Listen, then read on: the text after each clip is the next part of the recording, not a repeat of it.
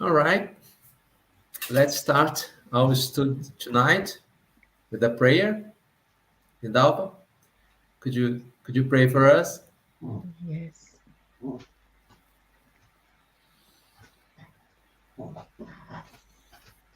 So let's calm ourselves down.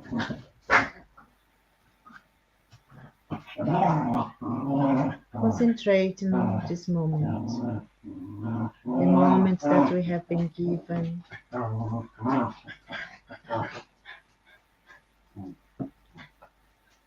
to study, to learn, in the presence of our Master Jesus, with the certainty that He is with us, that He is sheltering us in His love, His light, that He is enveloping us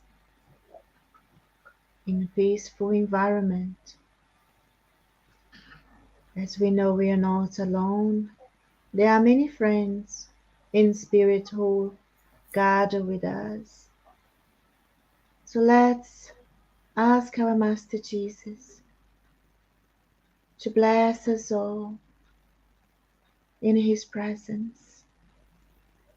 And for those who may feel lost, desperate, that's the little light, the little candle that is lit up at this moment during this time we spend together may help our brothers and sisters to find out to find the way back home, to find out that they are loved, that no one is ever forgotten by God, that God's love and justice is for all of His creation. And with that in mind, understanding that we are children of God on the way of evolution, trying to better ourselves, try to understand our lives, the physical life and the spiritual life that we will return to. Asking you, Lord, at this moment for inspiration, so that what we are going to learn today is going to serve us, to help us to become better people, and in that way making our world a better place for all of us. So be it. Thank you.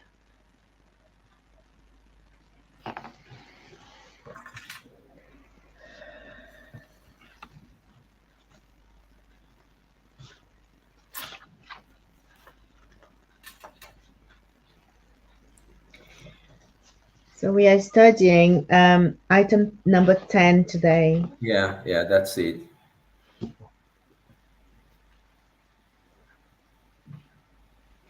Shall I start reading? Yes, please, Hidalgo. Okay. So as we are talking, still carrying on talking about the theories. So this is the part where he's talking about the what is the name of the theory? Pantheism. Yeah, absorption, Yeah. pantheism, and annihilation.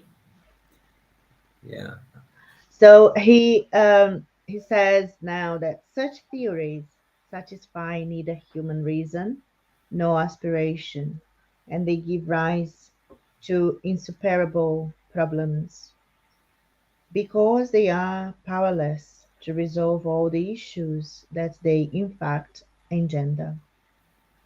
Therefore, humankind has three alternatives: nothingness, absorption, or the individuality of the soul before and after death.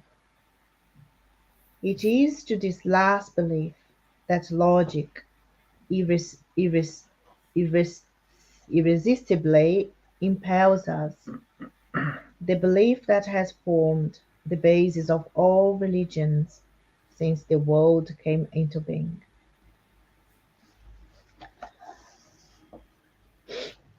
Now, if logic leads us to the individuality of the soul, it also points out another consequence to us. The fate of each soul must depend on its own personal qualities, because it would be irrational to believe that the little evolved soul of the primitive, like that of the evil minded individual, could be at the same level of development as the soul of the wise and righteous person. According to the principles of justice, souls must take responsibility for their acts, but for there to be such responsibility, they must be free to choose between good and evil. Without free will, there is only fatalism, and responsibility cannot coexist with fatalism. And then there is the little comment at the bottom, which the good, moral righteousness, virtue, and that's Random House Webster's College Dictionary. Yeah. So in this item 10, Kardec starts to summarize or start to conclude what we have been studying, the different theories. Mm. One was the absorption for the whole. The other one is the pantheism, which is pretty much the same. Yeah. The third one was annihilation. So it's nothing, nothingness. He named it as nothingness. It's the first one. Yeah? It's nothingness. It's the first study we did when we start to study heaven and hell. So now he start to consider the individuality. I guess he's going to start to explain how the spiritism see the individuality, how we study and how we can understand the spirit from the beginning to the end. And he start to talk about the differences between a scholar and a stupid uh, person without any knowledge, and the difference between evil and good people.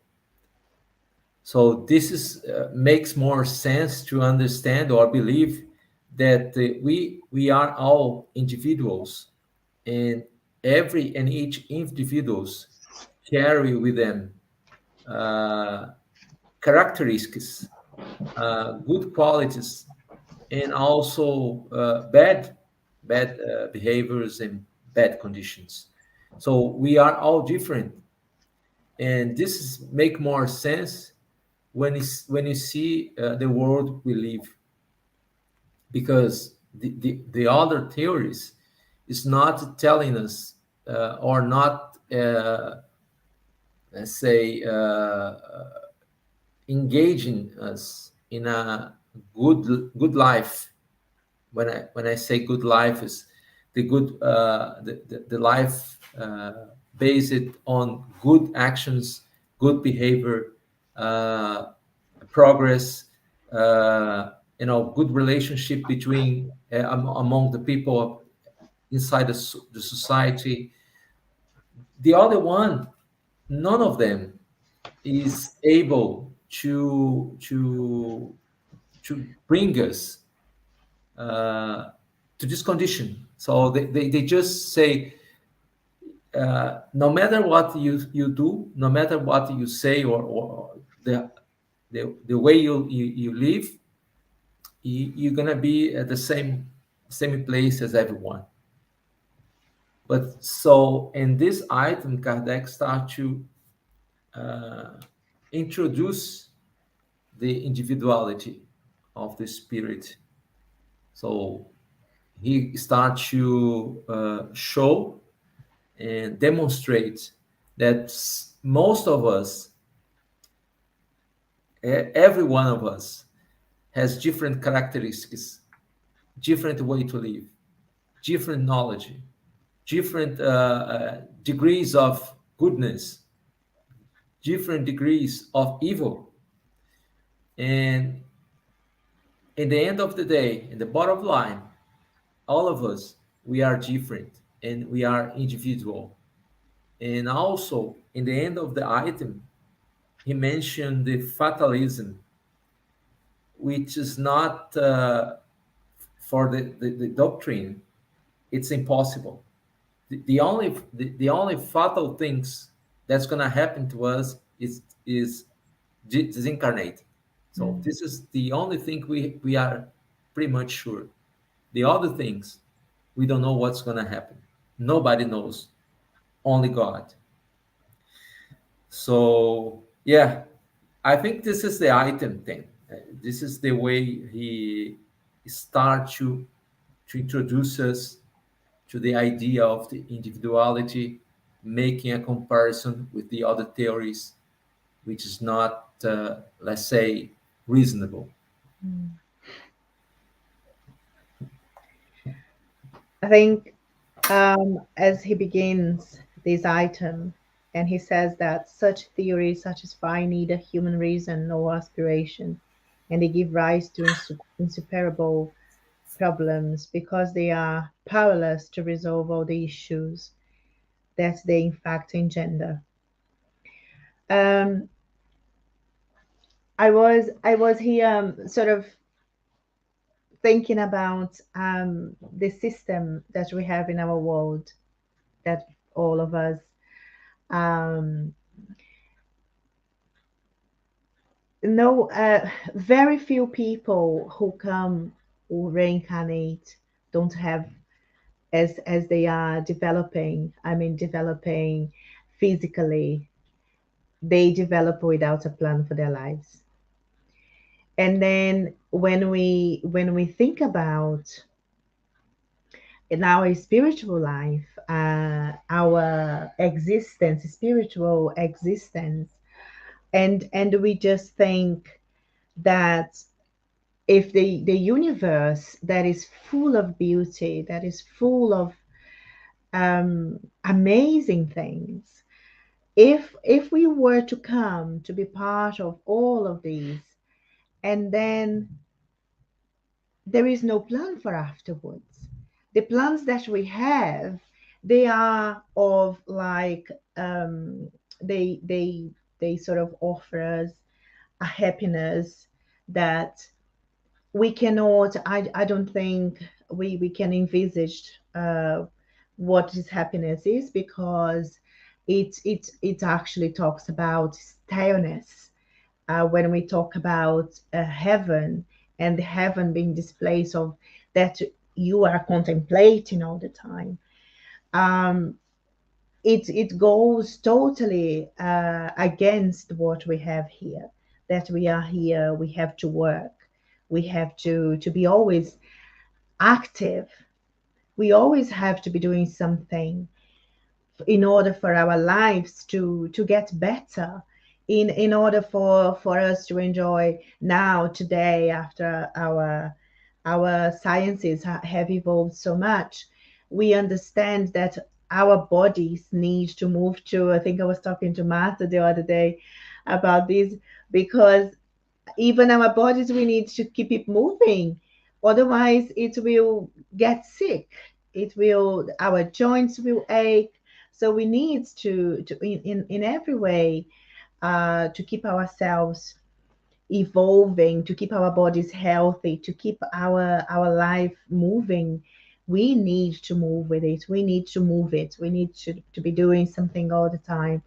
And then to think that, okay, so we have all of these, uh, and then some other Religions, they offer us hell, they offer us heaven, they offer us whatever is in between. And all of those places, they are places where we seem to be doing nothing. One, we are just suffering, the other one, we are doing nothing, just being happy, doing nothing. And this go totally against what we see in our world, that nothing is stale, absolutely nothing. Even the little things, like I was thinking about the ants who work so hard. Uh, all our brothers, the animals who are still in that kingdom, are working hard all the time. So it doesn't make much sense that these theories or the beliefs that offer us these alternatives that don't, when we really stop to reason, to think about it, we think, we realize that this goes against the what is natural, the movement of nature, because everything changed in nature. Even the seasons change. Everything is like all the time being recycled. And and uh, and I was thinking how these theories, they actually, they sell us something that is totally um, in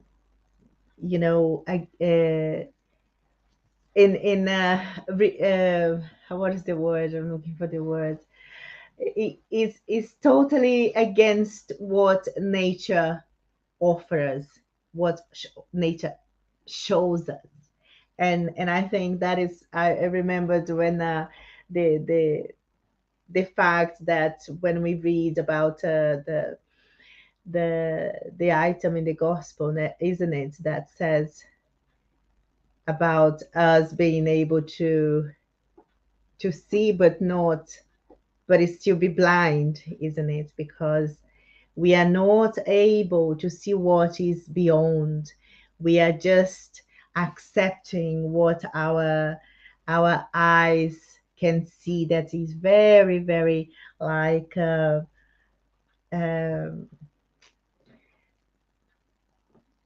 made up. It's totally out of the reality of things, because that always takes us to a place of you don't really need to work hard.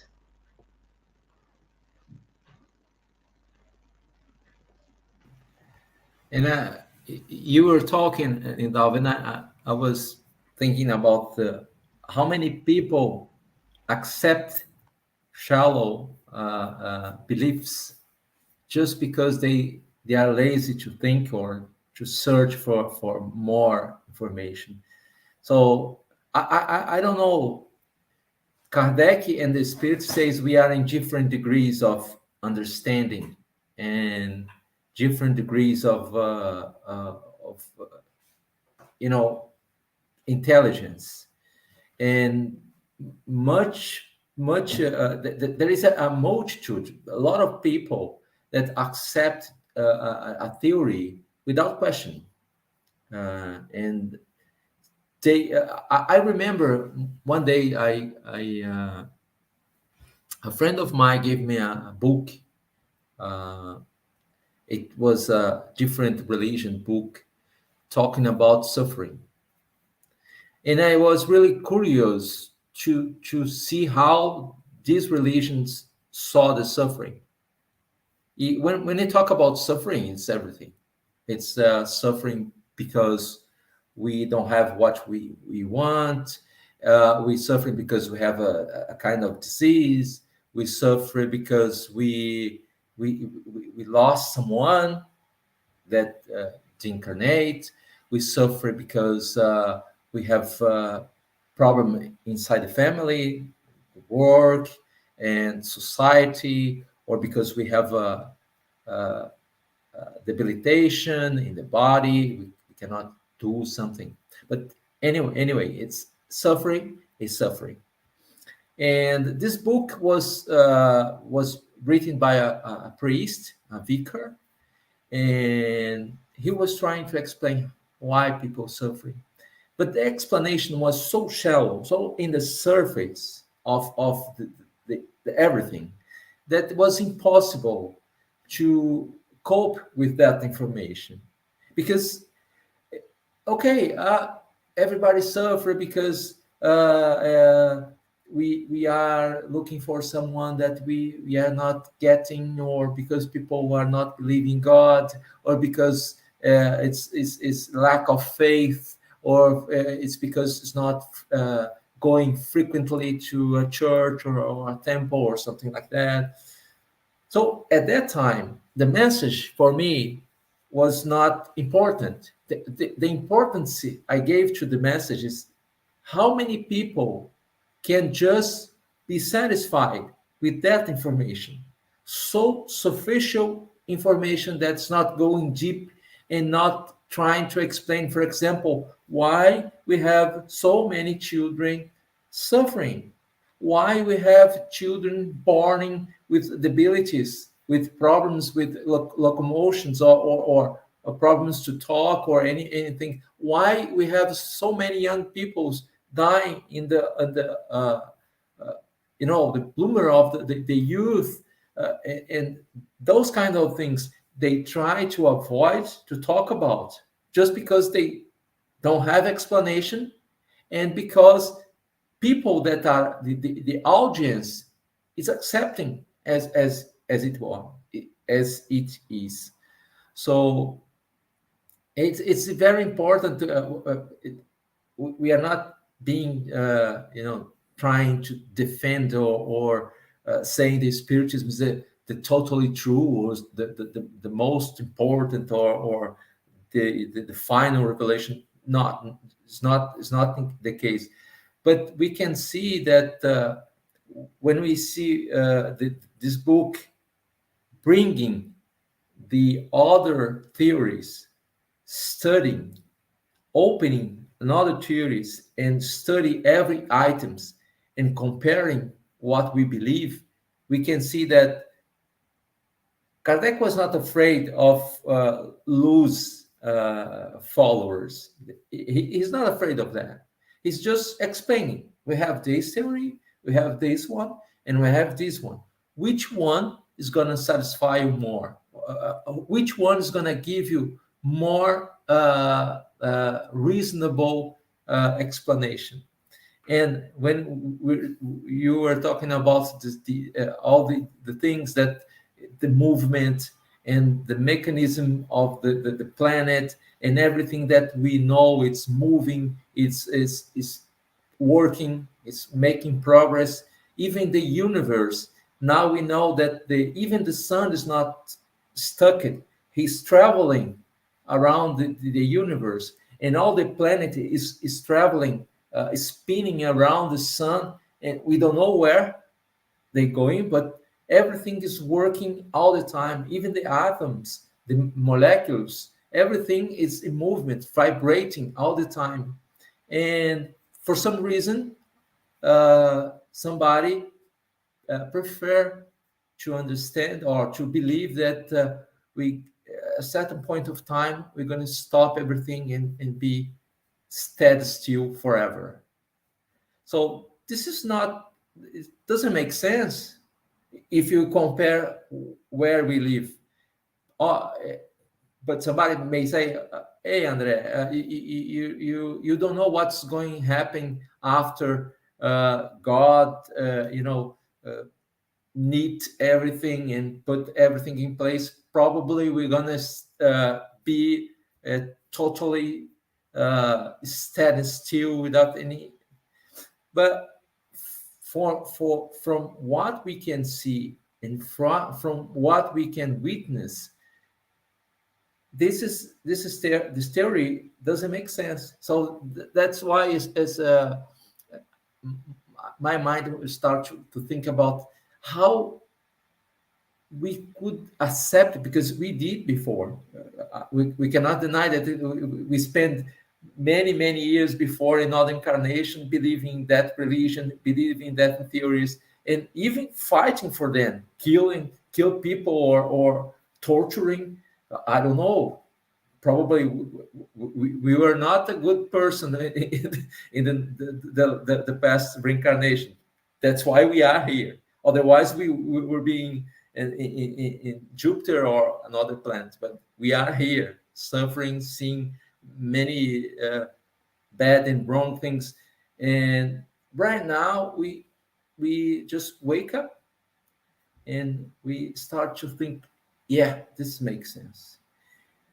This all those theories satisfied me when I needed before, when my intelligence was short enough to keep me enclosed in a kind of a small thought. But right now, I just grew up a little bit to see over the wall, and I can see the horizons is totally different what they taught me. So this is it's very interesting. And Kardec, that's why the doctrine has only 200 years. It could be 500, it could be 1,000 years, but 200, just because we were and now we are prepared to Yeah. receive all those information and digest. This is the most important. This is not the final word. This is not the final theory, but it's something we can digest and prepare ourselves for more and more information about the universe, about God, and about what happens around us. Yeah. I think that the point that he makes about um, when it goes on a little bit to the second paragraph, and he talks about to fate the fate of each soul must depend on its own personal qualities, because it would be irrational to believe that the little evolved soul of the primitive, like that of the evil-minded individual, could be at the same level of development as the soul of the wise and righteous person. And I think this is why he sort of made this point down here about righteousness, isn't it? And also, because I am studying the Spirit's book from the beginning again, we are going through the part where they are talking about the spiritual development, where he talks about the I I don't it's 100 and something 26 or something like that. The question, I can't remember exactly which question it is, when he talks about like the spirits who are created at the same way, to reach the same point. We are all created simple and ignorant to evolve. And then he asked about those who don't take many corners, who go straight on. And I absolutely love when he said, the spirits say, the person who is not making mistake doesn't mean they still don't have to learn. They have to learn. And because I think we need the understanding, isn't it? This is what helps us to evolve. It's not good enough just not to make mistake, not to sort of say, oh, I'm a perfect person because I'm not doing anything wrong. But what are you doing right? How do you understand what right really is, isn't it? Is it right? Is it okay just to be doing nothing and nothing wrong? But what are you doing? Are we doing that is good, that is like helping the world to go forward? And so I thought, this is so amazing that we all have responsibilities. It doesn't matter. I mean, and when we think about Jesus, who was already a spirit that had reached uh, a level of evolution that it's one of the highest we had amongst reincarnating amongst us. He worked. He worked all the time. He wasn't there saying, "Oh, I don't need, I am not going to do anything wrong. So therefore, I'm just passing by. I'm just going to watch the world go by, the days go by." He is one of the people that worked the hardest during his life here uh, on earth. And so I think this makes so much sense, because this is, although like we are all individuals, but this is where incarnation sort of brings these the greater understanding that what we can't do in one life, we have successive lives, so that what we can't reach here today, we have got as many opportunities as we need, because we need to move on from the primitive state. If we are a criminal today, if we are committing crime, we need to leave that behind. We need to understand that we need to evolve morally, that we need to be more ethical, and so it doesn't place is like the individuality, like that we are the individuals that we are, doesn't say you are what you are and that's it. No, we are what we are today. Tomorrow we can be different, we can be better, we can grow, we can develop ourselves, no matter what we are doing today. And I think this is what to me makes the greatest sense, is that I am not in fear that I'm leaving anyone behind. And I'm not even thinking about my own blood family, related family.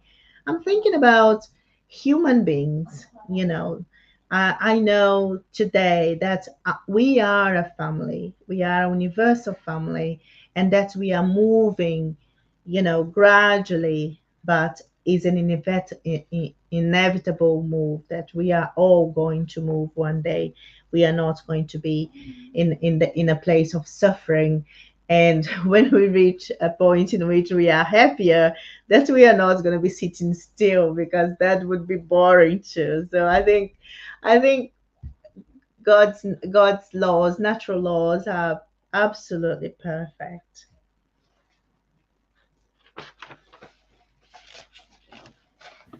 Yeah, you remind me a friend of mine. They say we are not a picture, we are moving.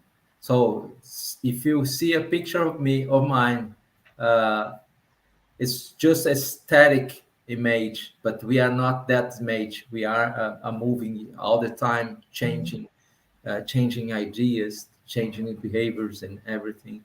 So the evolution is all the time. Uh, Making modifications inside us in our life, and this is very important, because when we think about the spirit is immortal, that we're gonna be here for thousands and millions of years, and we see we are people, or we are doing some small mistakes. We can stay making mistakes all the time, but the only things we're gonna get with this is retard our evolution. And the evolution is connected, it's bonded directly with our happiness. So it's impossible to search for happiness, because everybody wants to be happy, doing the same mistakes all the time, stuck in doing things, dumb things all the time. This is out of any comprehension that we are going to stay doing something dumb, uh, uh, without any utilities, and searching for happiness.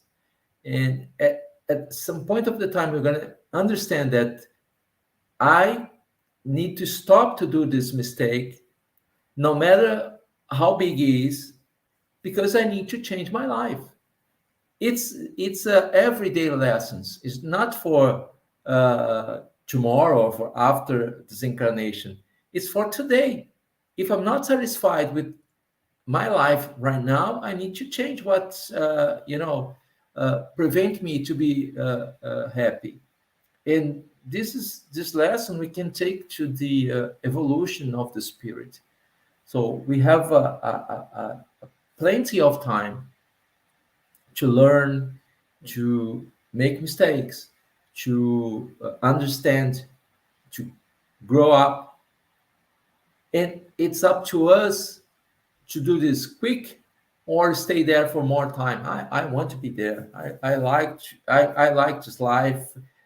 This is pretty satisfying, but it's gonna arrive in the moment that the spirits start to think about that and uh, making some philosophies and understand that this way is not taking me to anywhere. It's not drive me to a good place. So I need to change it. So that's the teachings that the spiritism bring to us. Uh, your life, it's yours. You have all the responsibility to take to drive wherever you want to go. And but if you want to stay stuck suffering or at the same point all the time, it's up to you. Of course, you're not going to stay at the same point forever because the progress is coming for everybody.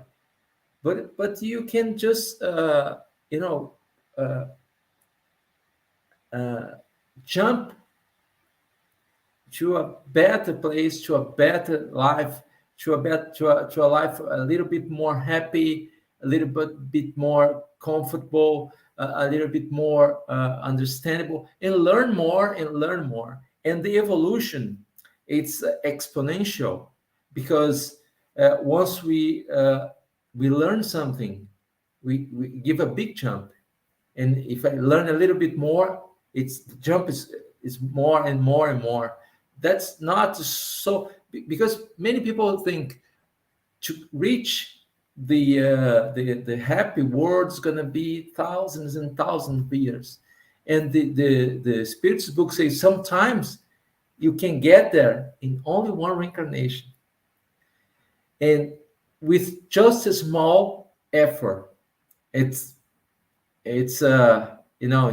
astonishing information, but we are stuck in the planet Earth, seems forever, because we didn't understand where we need to change, where we need to move to get better and evolve a little bit more quick than we are doing until now.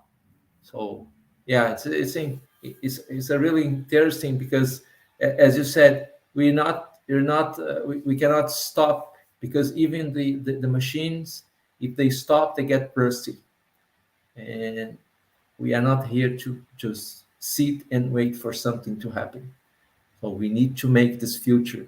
We need to make our future as we like, not waiting for someone to mold it.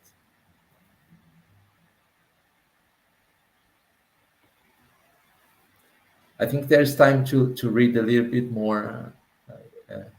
Item 11. Okay, I'll read the next item. All religions accept the principle of the soul's happiness or unhappiness after death, or, in other words, future punishment and reward. This principle is summed up in the doctrine of heaven and hell found in all religions. However, where they differ essentially is in the nature of such punishment and reward, especially the conditions that determine one or the other. Thus, contradictory points of faith have given rise to different sects along with the specific duties imposed by each of them to worship God and thereby reach heaven and avoid hell. Mhm. I have to confess something. Um, my my a friend of mine died. I went back to the spiritual world last month, and today I went to a mass in her.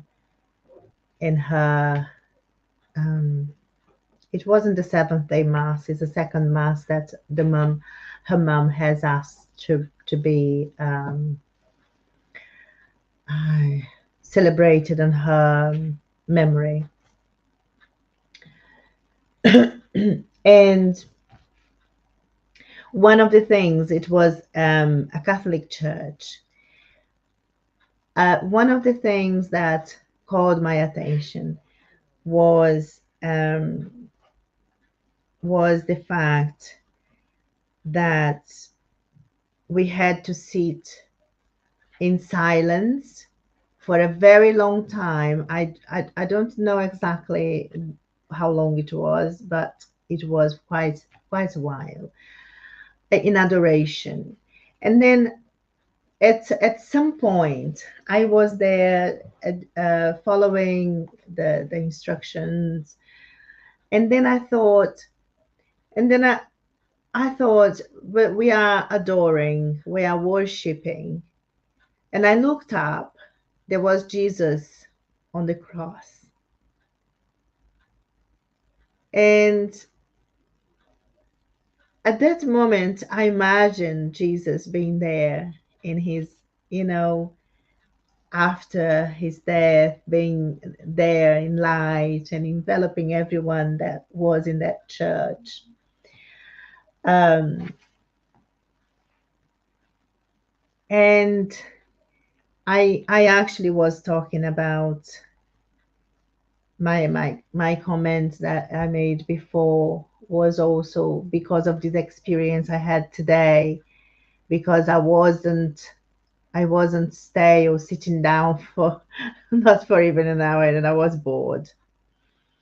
I thought, even my friend who um who is the mother of uh um our my friend and her daughter, she was questioning, why are we sitting here doing nothing, because she couldn't speak English, that doesn't speak that much English. And I had to explain to her. I said it's because we are like in contemplation, in adoration. And so, to me, I think it's very important that we go through these experiences, because then we each one realize that every individual are in the right place for the moment they are going through in their lives. I could not, especially the kneeling. Oh my God, God forgive me, but I cannot kneel. My knees hurt so much when I knee down, and I just think I can't do this. And so I was there thanking God. Thank God for spiritism, because we are not we are not asked to to do any of these acts, of adoration like that, because Jesus asked us to do it in a different way. It's a ritual. Yeah, we don't have many rituals to play at that. Thanks, that's the word that I was looking for. These rituals, we don't have many rituals, and I think I could not be in a place performing rituals, because I just, to me, I have gone through that. I have passed that phase. Now they don't do anything for me, but I can appreciate and understand that I have my place and I am where it suits me better for my needs today. But as you've said, Andre, we've all been there before. We've all gone through these phases, and that is why it's important that we are not sort of sitting and judging each other, because we know that the reason why we arrived here today is because we have passed through everything, and at some point we said, this doesn't, it's not good enough for me anymore. I need to look for something else.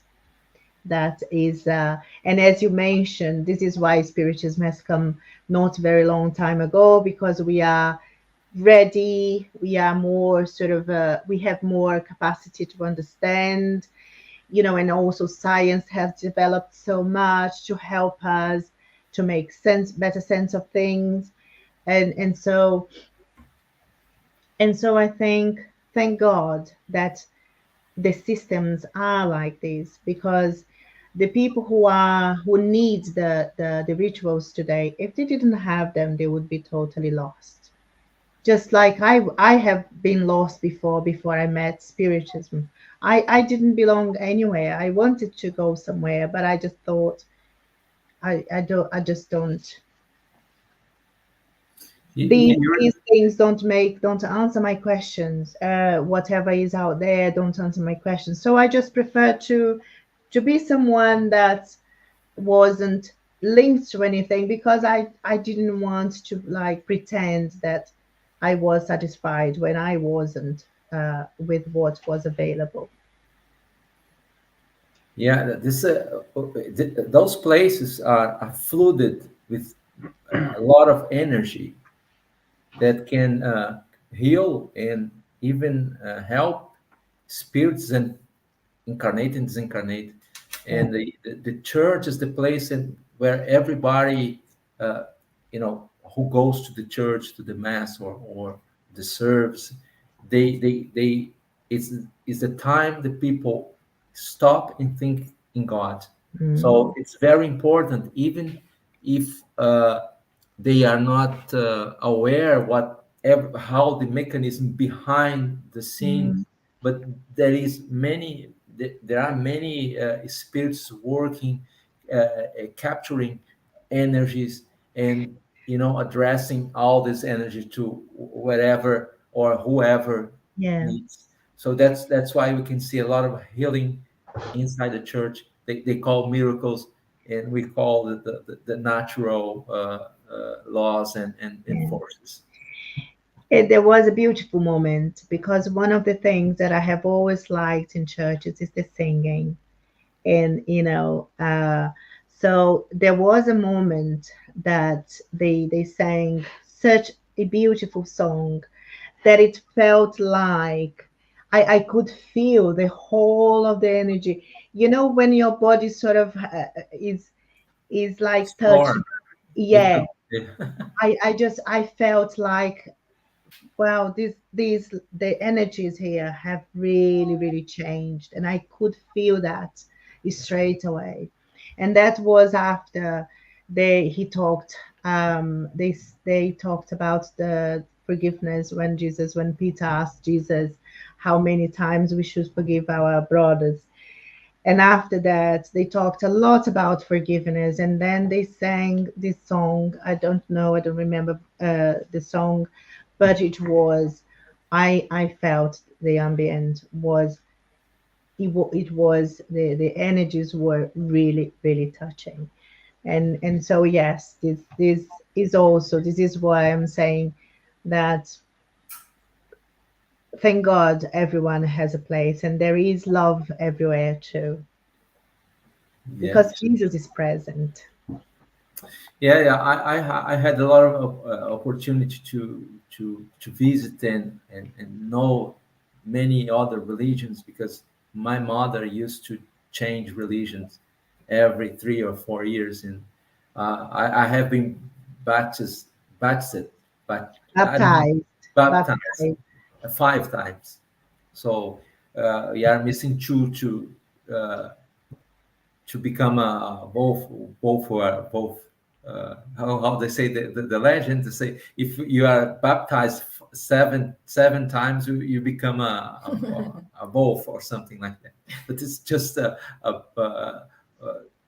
you know so, but talking about the experiences in another religion, in all of them, if you are in a pure of heart over there, you can feel the energy coming, and you can feel that something is happening, Yeah. even if you don't know what happens. For example, if we go to Afro religions, Afro roots religions in Brazil, we can see all the musics, all the people dancing, and that energy that comes to you, and it's incredible. If you go to a church or Adventist or Baptist or something like that, you can feel the same energy coming and doing whatever you need to do. Of course, if you're not, as the gospel says, blessed that has a pure of heart. If you don't have a pure of heart, nothing's going to happen. Even inside the spiritism, even if you go to a session of healing on the spiritism center or spiritism house, nothing's going to happen because Yeah. you're not prepared to change yourself with that healing, because everything is inside us, and everything must start to change from inside to external, not the contrary, not the from external to inside. And so, the other thing I'd like to talk about is the faith of heaven and hell. And one fact that happens to my family, my grandmother, she passed away in 105 years. So she was 105 years, so very old. And she had a son that was 60 or 65, and he was suffering of Parkinson and many other diseases that was paralyzing him. And at the day he got the diagnosis that in certain period of time he would be completely paralyzed, he decided to suicide. So he walked away in the road and found a river and jumped in the river. He could not even walk. Can imagine, could not just swim, but he decided to suicide. And I remember my cousin says, how our grandma will understand that, because for her, he's going directly to the hell, because she has that Pentecostal faith that they believes that heaven and hell. And my grandma was so sad.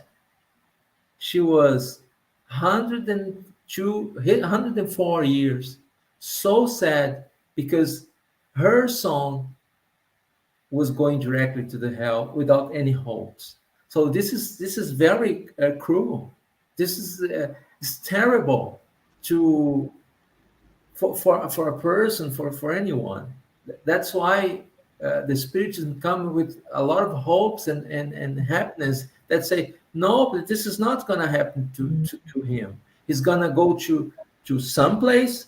He's going to suffer a little bit, but he's going to be rehabilitated in short period of time, and it's going to be back to life, and you're going to meet him again, and you're going to be able to talk to him and change information, catch up.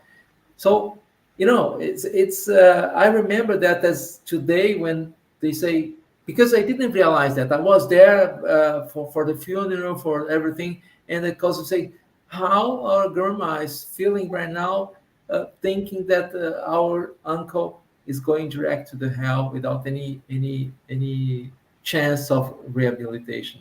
So this is very cruel. This is not a good faith. It's something we need to, left behind. Mas alguns espíritas também acham que todos os suicidas vão para um lugar sofrer todos do mesmo jeito, apenas porque suicidaram. E a gente estava até falando sobre isso, né? Que são casos e casos. Né? O tio dele era um homem bom. Ele suicidou? Sim, ele vai sofrer, com certeza, mas ele não vai para o mesmo lugar que uma outra pessoa que teve uma overdose de droga, que teve uma vida ruim, que não cuidou de ninguém, que não fez nada bom. Então, eu acredito que tem lugar diferente para cada um. Não vai todo mundo para o mesmo lugar sofrer da mesma forma eternamente, porque tem alguns espíritas que acham isso. Yeah. They are wrong. Yeah, Mas tem que ser God is falado. just and everybody's different, as we said before. Yeah.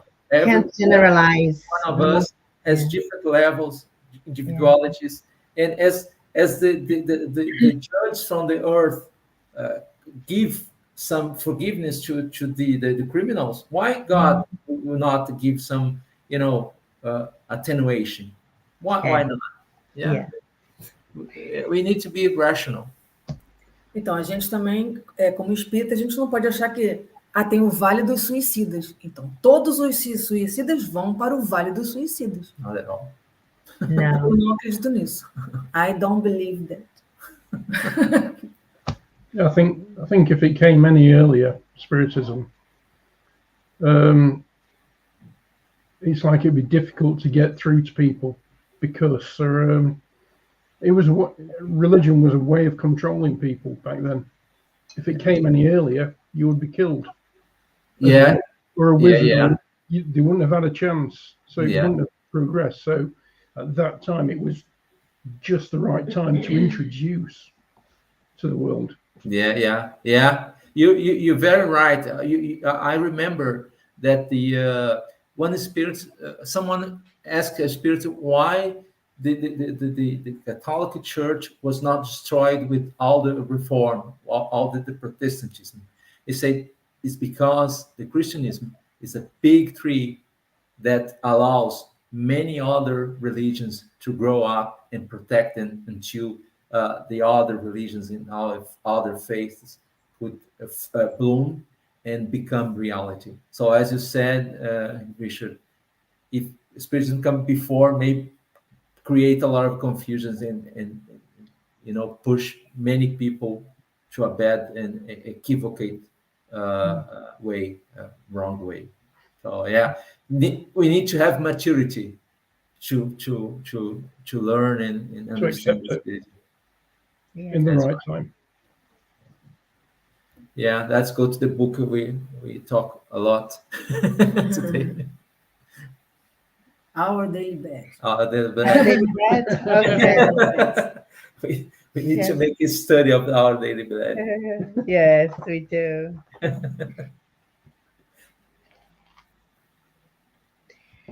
So the message today is number 139 and it's called Offerings.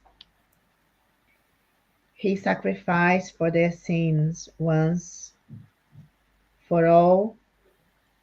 I'm going to start again. He sacrificed for their sins once for all when he offered himself for Hebrews 7:27.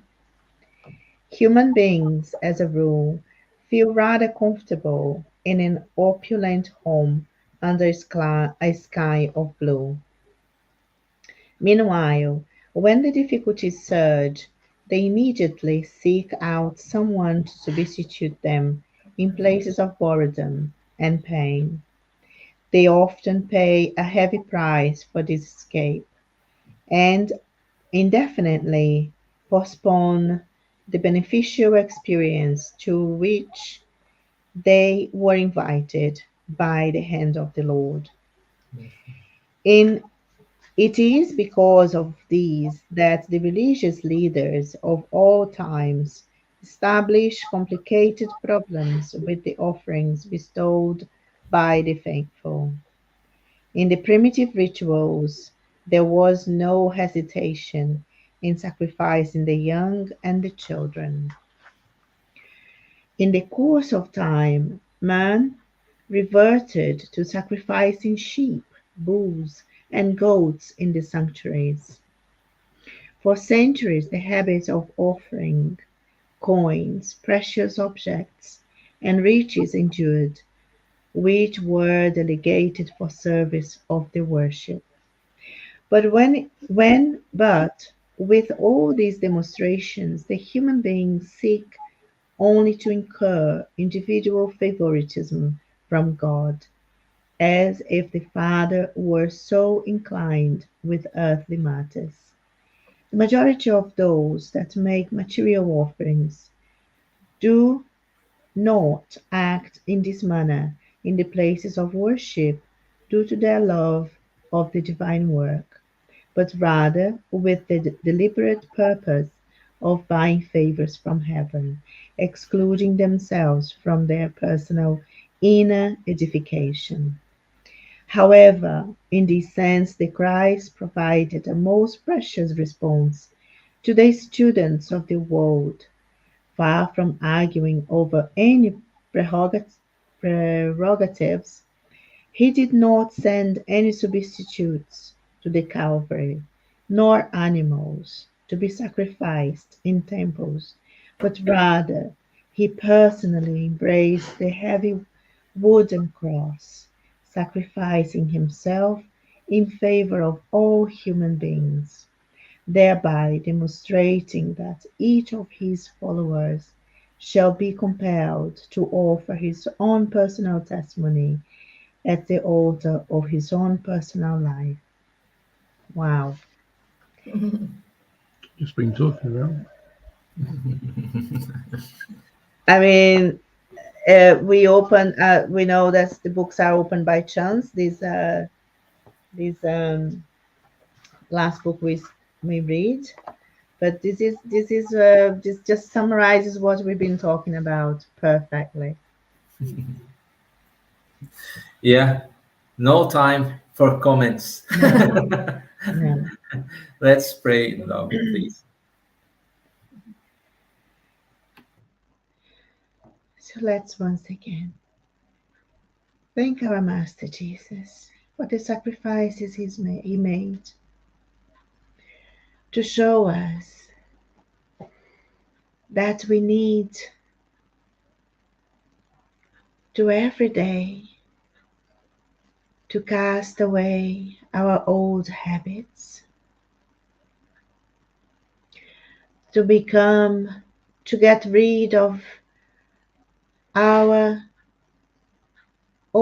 spiritual old habits and renew them, especially now that we can understand better what you have sacrificed, Lord, all that you did, as we understand you did this to show us the way to find true happiness, the happiness that nothing in the world can take away from us.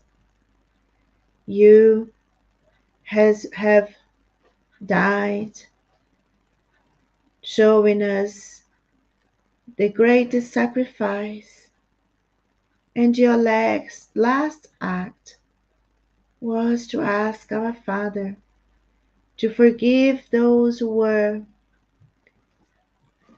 sacrificed you, who put your life to an end, to forgive them. Because we did that, because we were ignorant. We didn't understand that you were a perfect Spirit that had come to show us how to change this world by changing ourselves, by casting away all that is wrong, morally wrong, and following the laws of nature and those laws that when you came to be with us, you practiced them all. You didn't just write any more laws, you put them into practice to show us that it's not good enough not just to do, not to do, but that we need to be constantly doing something, and that the best thing is that something is good, like the examples you have shown us. We know, Lord, you are still very far away from doing what is right all the time. We still fail so many times.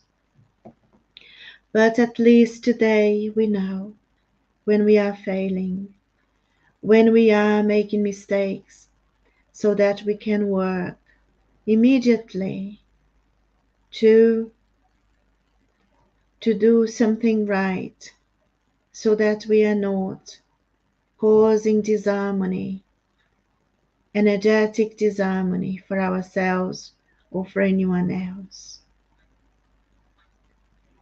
You have asked us, Lord, to love one another. Unfortunately, we still see lack of love, so much lack of love everywhere.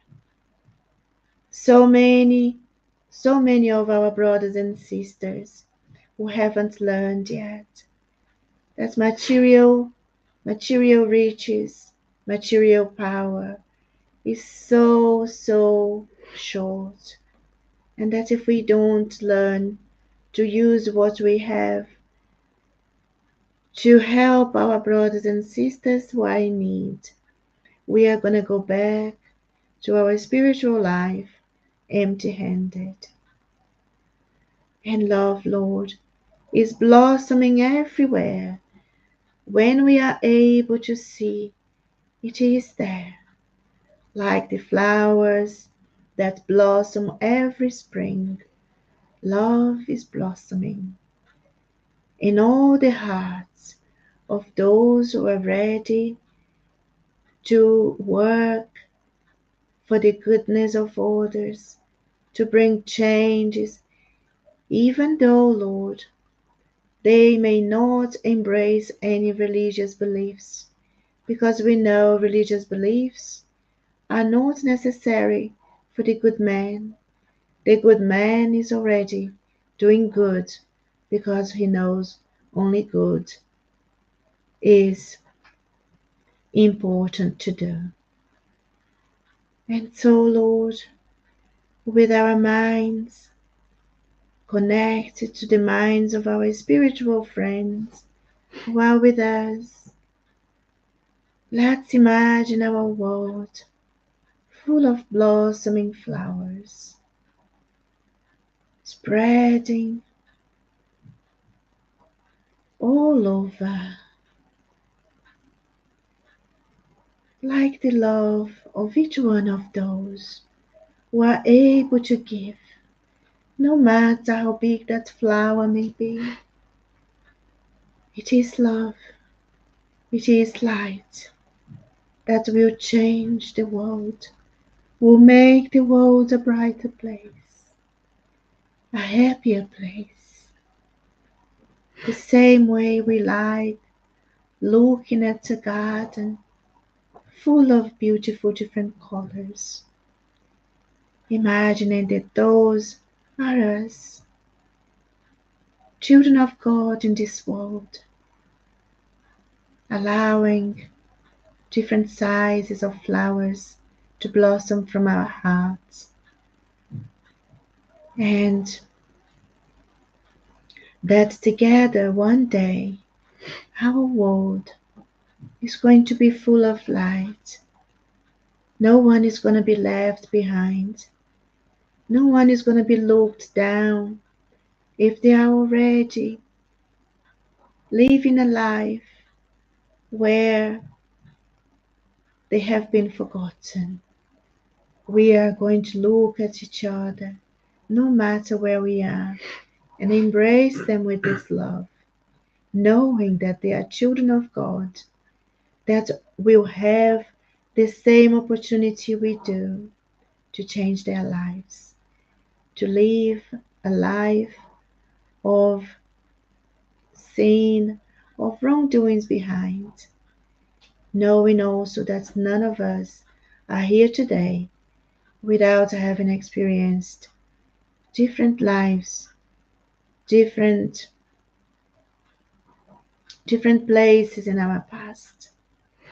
And still today, Lord, we have to work hard to try to follow your pathway, the pathway that you have left behind for us to follow. And we thank you, Lord, for allowing us to be present in this meeting today, for helping us to understand the love of our Father for all of us, and that you are here with us. You are present with us, and you are present with all of those who are suffering at the moment, who are feeling lost, who are feeling uncomfortable, who are sick of the mind, of the body. You are with those who are contemplating ending their lives because they feel all the doors have shut before them. That you may, Lord, guide us all through the week that begins today until we meet again. So be it. Thank you.